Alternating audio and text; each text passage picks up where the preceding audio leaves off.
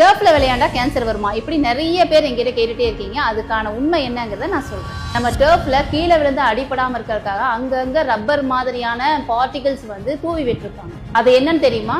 பழைய வண்டிகளுடைய அந்த டயர்களை அரைச்சி போட்ட துகள்கள் தான். இப்போ உங்க உடம்புல காயங்களோ புண்களோ இருக்கும்போது அதை நீங்க எதுவும் கவர் பண்ணாம நீங்க விளையாண்டுட்டு இருக்கீங்கன்னா அந்த துகள்கள் வந்து ரத்தத்தோட கலந்து உங்க உடம்புக்குள்ள போறதுக்கான வாய்ப்புகள் அதிகம் இருக்கு.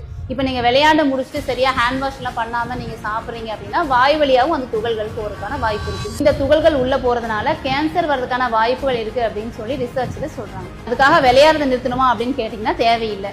டர்ஃப்ல இந்த மாதிரி ரப்பர் துகள்கள் இல்லாத ஒரு தரமான டர்ஃபை பார்த்து விளையாடுங்க. ஷூ போட்டுக்குங்க. கண்டிப்பா ஒரு காயங்கள் ஏதாவது ஆயிருந்தா அதை கண்டிப்பா கவர் பண்ணிட்டு விளையாடுங்க. முக்கியமா நீங்க வீட்டுக்கு போய் நல்லா கை காலை கழுவிட்டு சாப்பிடுங்க. விளையாடுறது தப்பு இல்லை, ஆனா அது உங்க உயிருக்கே ஆபத்தா மாறிடக்கூடாது.